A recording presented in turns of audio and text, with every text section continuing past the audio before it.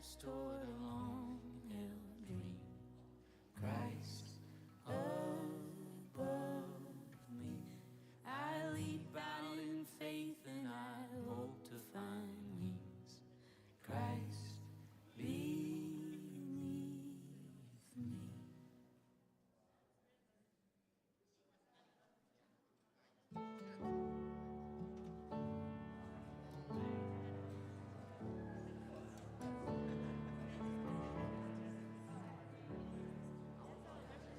God, we bring you the work of our hands now. Lay it down, lay it at your feet. What we've done, what we've been, what we've broken. Lay it down, lay it at your feet.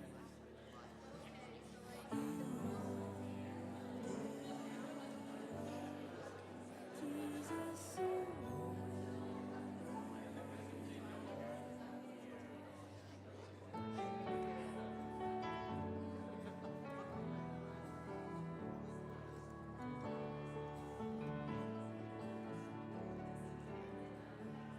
worried hearts, wearied hands, we can borrow. Laying down, lay it at your feet. What we've used, what we've lost, what we've wasted. Lay it down, lay it at Good morning. Welcome to Tuesday Chapel.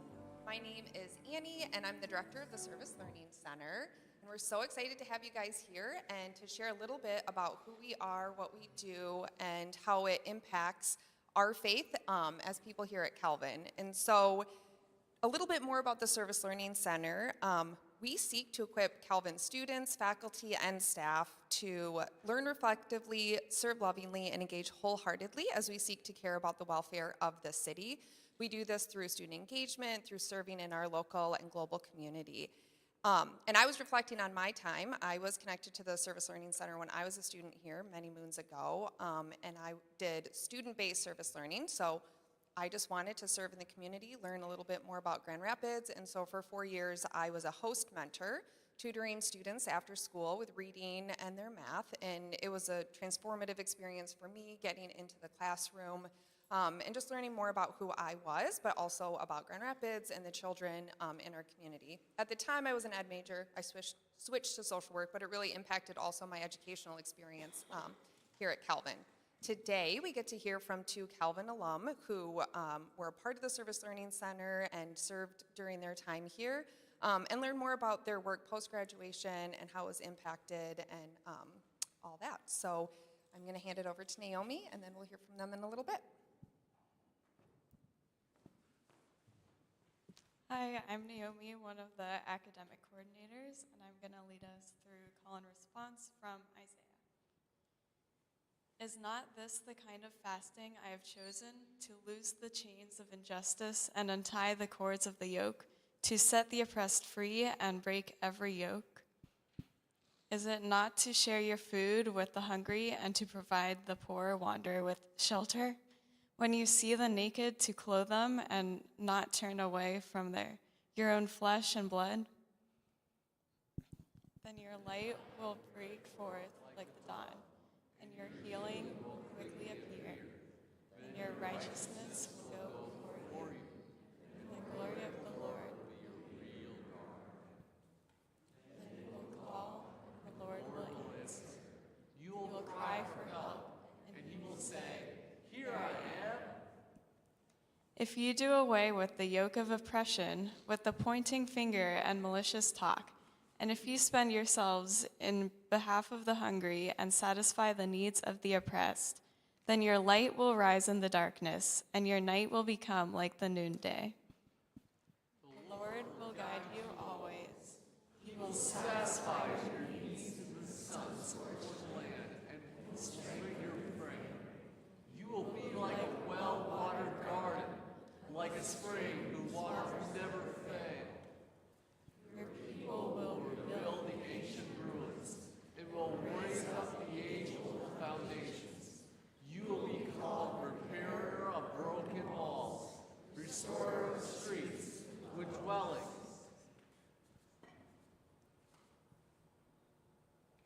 the word of the Lord. Thanks be to God. And now we'll welcome up our panelists.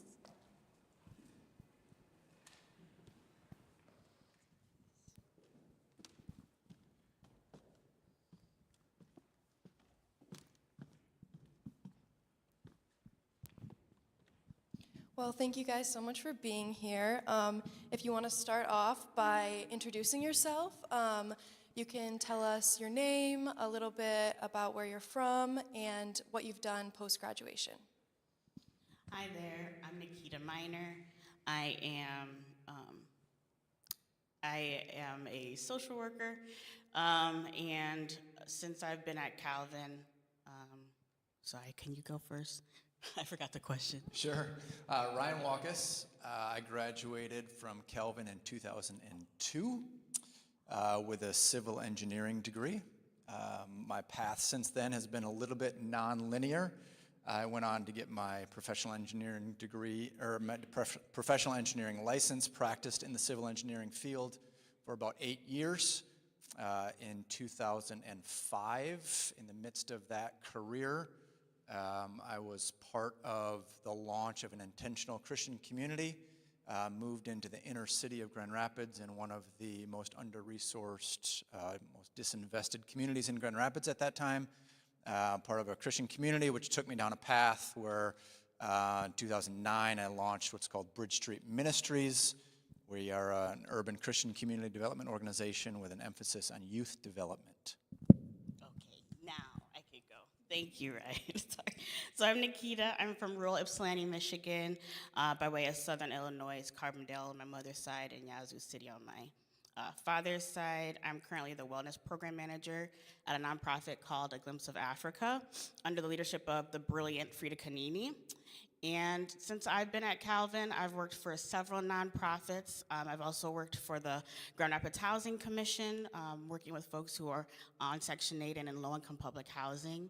And my journey has also been very nonlinear as well. I'm still in the phase of trying to figure out what my career is and what my joy is. Yeah. Thank you. The next question, what was your experience at Calvin like? How were you involved in service learning, faith formation? How did those things impact you? So Calvin was very interesting to me because I was an Entrada scholar. So I went to Entrada in 2010. I had no idea what Calvin was, who John Calvin was, or anything like that. So when I went to Entrada, I got an introduction to not only Calvinism, but also Christianity outside of just my Christian, what's it called? Church of Christ upbringing, which was very different than the CRC. But you know, one of the main things about doing service learning is you do it from the second that you get on campus. So going through orientation, I even met my best friend of 10 years doing service learning in 2010 as an Entrada student. So I've been doing this since 2010, and it's just been like probably the best experience of my life is working for the Service Learning Center, because I was able to just kind of be myself in that space. Yeah. Yeah, my experience at Calvin was, I was an engineering student, and do we have any engineering students here? No, of course not, because they're all studying right now. We got one back there. It's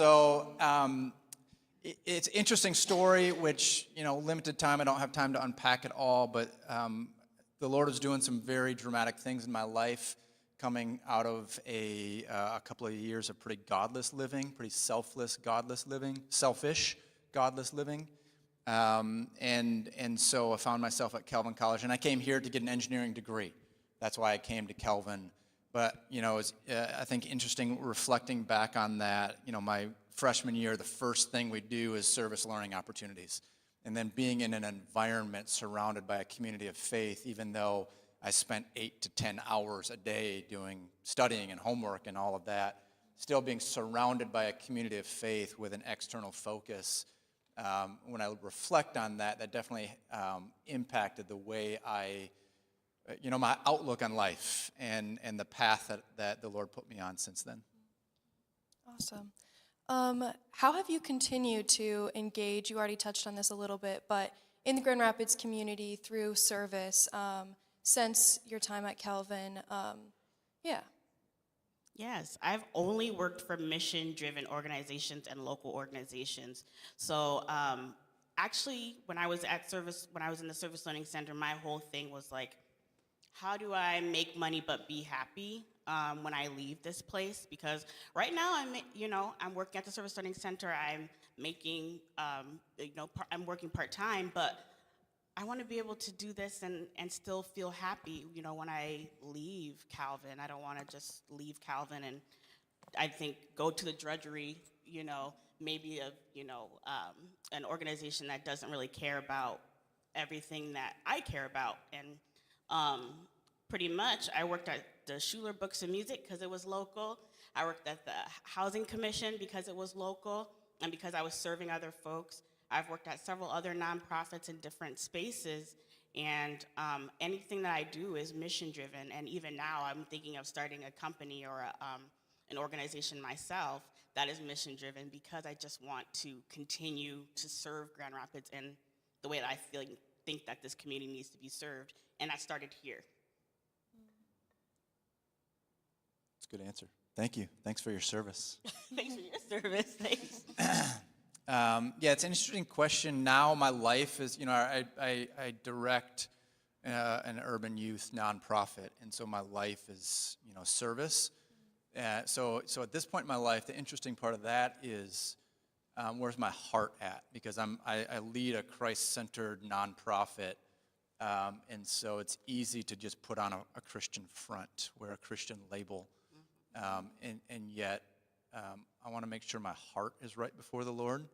And even in the Christian nonprofit world, it can be drudgery. We'll say Cutthroat, okay. Cutthroat. But what's interesting is I think about this question. When I was a student here at Calvin, the Lord was doing something very dramatic in my life. And one of the things that, just by the grace of God that was going on in my life, was this question, not what kind of career do I want to have, but what kind of life do I want to live? And just by the grace of God, he allowed me to look 20 years ahead and say, in 20 years, what kind of life do I want to live? What do I want my life to count for? And that was, and when I was for you students, when I was sitting in your seat, the Lord just put this conviction in my life where I want my life to count. Not count in the way that the world thinks matters, but count in such a way that when I stand before the risen Christ, which we will all do someday, there was a conviction when I was your age, 18, 19, 20 years old, to stand before the risen Christ and have him say, well done, good and faithful servant. You are faithful with the little bit that I gave you while you were here on earth. And that was a controlling conviction of my life. And I really, when I was 20 years old, I had this conviction that I said, in 20 years, I want to be more committed to following Jesus than I am today. I'm 44 years old today, and I can tell you that I'm saying now, in 20 years, I want to be more committed to following Jesus than I am today. And I want my life to count when I stand before Jesus. And in a way that matters to Jesus and his kingdom. And that started when I was in your seats. And so for me, it was more than what career and how do I want to get involved in certain activities, but rather a condition of the heart. And that condition of the heart really influencing the decisions that I made since I was 18, 19, 20 years old. Yeah, thank you so much for sharing. And I know we were talking a little bit earlier that Ray and I both have had siblings that went through Bridge Street and living into that mission and being part of that for God's kingdom. So yeah, that's really cool. You already totally went into the next question we had, but I do want to hear from Nikita how your faith has really like impacted your professional life, your life of service, seeking to like work in all these nonprofits in a really mission sense. So how has your faith been a part of that? Of course. So, part of my like self mission in life has been kind of just making sure that when I look at myself in the mirror at the end of every day or at the end of the year, I want to be able to see somebody who I feel proud of. And so, one of the things that I really like is Jesus in his ministry is just really cool. And so I haven't worked explicitly for Christian organizations. I've actually worked for a lot of non-secular or a lot of secular organizations because I feel like there are things that are being done at those organizations too that are just like that me kind of coming in as a Christian person, I can just bless those organizations too. And I feel like when I have been in those places, I have been a light, you know, and I have been able to tell myself at the end of the day, like, I think Jesus is proud of you and I'm proud of you too. So just living that way too. Awesome. Well, as we conclude, do you have any quick words of advice to share for students who are here today, maybe considering working in a nonprofit organization in the future, or how they could involve service in any career path? Yeah, absolutely. I think that ministries is one very obvious, like, if you are at Calvin, there are tons of ministries that you can get involved in. Also, think about the places that maybe don't have any ministerial. I worked in a harm reduction organization. It wasn't Christian at all. But I think for me, being a person with ADHD and also being a person with autism, like, I think that being able to like, work in nonprofits has been a blessing, but you also have to be careful when you're in ministry and in these organizations that you feel like you're constantly giving. You also have to make sure that you're refilling your cup. So I think that working at the Service Learning Center taught me how to refill my cup, and it was part of that refilling too. Yeah, I would reiterate what Nikita was saying at the very end there. And I would just conclude with a challenge. What I've already said is at a young age, when you're in college now in these formative years, I want to challenge you with the question, what kind of life do you want to live? Mm-hmm. Not just what kind of career do you want to have, but what kind of life do you want to live? What do you want your life to count for in 20 and 40 years? And get the disciplines in your life at a young person to invest in your faith and your walk with the Lord and your commitment to follow Jesus. Because when you leave here, there'll be so many inputs and so many pressures. And even if you work at a church or a Christian nonprofit, if you're not rooted in your commitment to follow Jesus and have the disciplines to really develop that. And when I say disciplines, a disciplined prayer life, a disciplined life in the Word, a Christian community that you're fellowshipping with, a church that you're committed to being under the leadership of, man, these other things will suck the life out of you. They will suck the life out of you. So I want to just encourage you and challenge you with that question. What kind of life do you want to live? Awesome. That's a great way to close. Thank you guys so much for being here and for sharing a little bit about your journey and how service has been a part of it in faith. I just want to encourage you, if any of this has resonated with you all, that we have so many opportunities in the Service Learning Center. You can go to our website, and there's a ton listed, or always stop by our office. We're a little bit hidden upstairs in Spoolhof, room 301. But you can also email us, slc@calvin.edu. But there are always ways that you can get involved, super approachable ways. And also, if you are interested in a job, we are hiring for next school year for 4 coordinator positions. So if that interests you, definitely reach out. And then I just wanted to conclude with a verse. Micah 6:8. He has shown you, O mortal, what is good, and what does the Lord require of you? To act justly, and to love mercy, and to walk humbly with your God. Go in peace to love and serve the Lord. Amen.